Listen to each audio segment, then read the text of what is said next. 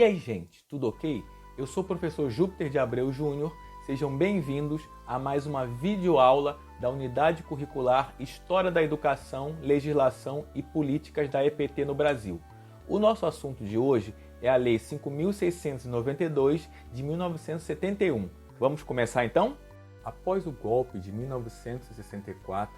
que retirou João Goulart, o Jango, da presidência e colocou o Marechal Castelo Branco como chefe do Estado brasileiro, houve a necessidade do novo regime se legitimar no poder. A partir disso, uma das ferramentas encontradas pelos militares para atingir esse objetivo foi a outorga de uma Constituição aparentemente legítima, mas que se tratava de mais uma imposição da ditadura que se estabelecia no país. Nesse contexto, a educação seria um importante instrumento para que o governo militar pudesse implantar sua política de unidade e segurança nacional. Assim, em meio ao ambiente de restrições e imposições, foi outorgada a Constituição de 1967, que possuía algumas contradições, como o fato de que, ao mesmo tempo em que o texto apresentava a obrigatoriedade de acesso à escola para a faixa dos 7 aos 14 anos de idade, permitiu o trabalho infantil a partir dos 12 anos. Nesse caso, é possível refletir sobre os impactos dessa medida no quantitativo de estudantes que tiveram sua escolarização interrompida, impulsionados por essas possibilidades existentes na lei. Dessa forma, visualizamos um retrocesso na política social do governo militar, já que a Carta de 1946 estabelecia 14 anos como idade mínima para o trabalho de adolescentes.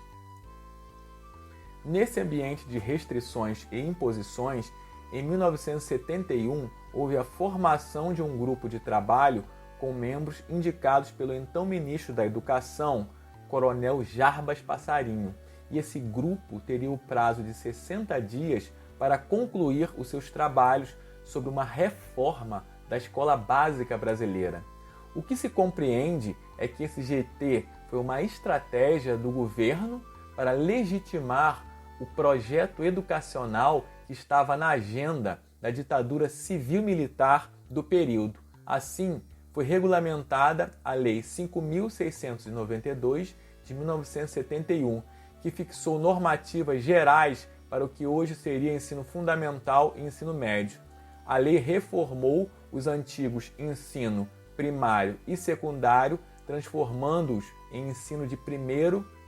e segundo grau, além de determinar que todos os cursos de segundo grau fossem técnicos, implementando uma formação técnica compulsória. Houve também a proposição do ensino supletivo, que era uma formação indicada para aqueles que não tiveram acesso ou não tinham concluído os estudos na idade considerada adequada. Nesse slide, podemos visualizar como era a organização da educação brasileira antes da Lei 5.692 e como ficou depois. No momento anterior a essa lei, havia o pré-primário, indicado para crianças menores de 7 anos, e o primário, que era obrigatório para crianças a partir dos 7 anos e que tinha duração de 4 anos.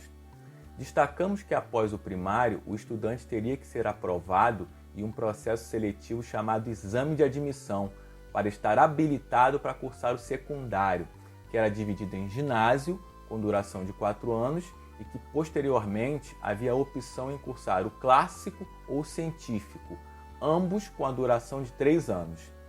Ao fazermos uma comparação dessa estrutura com a proposta pela Lei 5.692, visualizamos que o pré-primário tinha equivalência ao maternal, que era para crianças de até 3 anos, e o jardim da infância, para aquelas que possuíam 4 e 5 anos. Havia também a classe de alfabetização, o CA, com duração de 1 ano, que era indicado para crianças em torno de 6 anos de idade. As alterações mais significativas começam aqui, com a extinção dos exames de admissão e a junção do primário e do ginásio, que seriam denominados primeira a quarta série e quinta a oitava, como uma etapa em continuidade, formando então o primeiro grau, que tinha duração de 8 anos. No caso do clássico ou científico, estes deixaram de ter as características voltadas para as humanidades ou para as ciências da natureza e matemática e passaram a ter somente a vertente técnica, numa suposta intenção de formar visando as demandas do mercado de trabalho, tendo o nome de segundo grau e, na maioria dos estabelecimentos, a duração de 3 anos. Esse foi o formato que antecedeu o que temos hoje, com a educação infantil abarcando o maternal ao jardim da infância, com as nomenclaturas de creche e pré-escola. A classe de alfabetização, o CIA, sendo incorporada ao primeiro grau, formando o ensino fundamental de 9 anos, além do segundo grau, que, mantendo as suas características propedêuticas, passou a se chamar ensino médio. Destacamos, mais uma vez, que a Lei 5.692 extinguiu os chamados exames de admissão, que constituíam um processo seletivo com vagas restritas, um verdadeiro funil para o acesso ao antigo ginásio, que nesse tempo passou a ser identificado como 5ª a 8ª série. Identificamos também um aumento na obrigatoriedade de escolarização, que antes era somente o ensino primário, com duração de 4 anos, e que com a Lei 5.692 foi alterada para dos 7 aos 14 anos, ratificando a Constituição de 1967 e aumentando para 8 anos o tempo de acesso e frequência obrigatória à escola, o que na prática não representou um aumento do nível de escolarização da população, principalmente para os mais pobres, porque a taxa de retenção nas primeiras séries era muito alta e, no geral, o nível de aprendizagem, de êxito escolar, era muito baixo. Por fim, destacamos que essa lei impôs a obrigatoriedade para que todos os cursos de segundo grau estivessem vinculados a uma habilitação profissional, sendo essa uma das principais características dessa lei. Mas, qual é a compreensão a respeito dessas alterações? Essa mudança no currículo, inserindo a educação profissional de forma compulsória, pretendia reforçar o contingente de mão de obra qualificada que o país necessitava face à abertura do mercado às empresas multinacionais,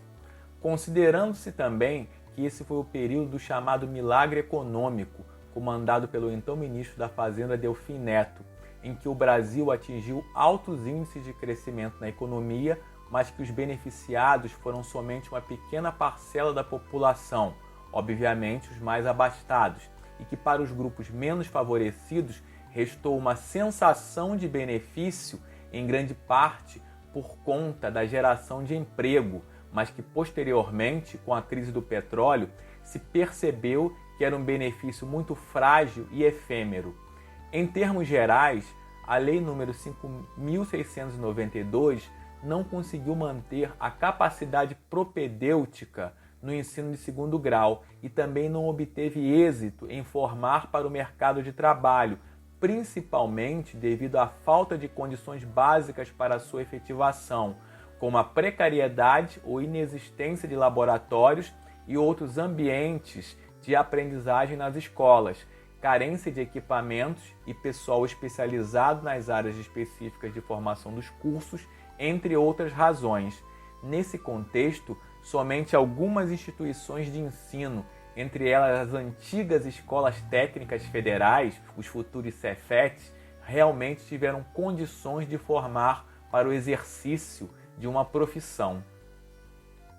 Ressaltamos aqui o tipo de enfrentamento instalado no período, pois as camadas médias da população que resistiam em profissionalizar seus filhos no segundo grau continuavam insistindo na manutenção da função propedêutica desse nível de ensino, para que estes tivessem acesso à formação superior.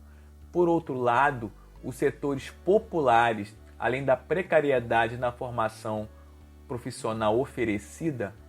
Ressentiam-se quanto à frágil capacidade propedêutica no segundo grau, aspecto que novamente dificultaria o acesso desses setores a uma vaga em cursos superiores e a ascensão social, como utopia das classes populares por meio da educação. Ou seja, para estes grupos, o acesso à educação superior poderia ser restrito.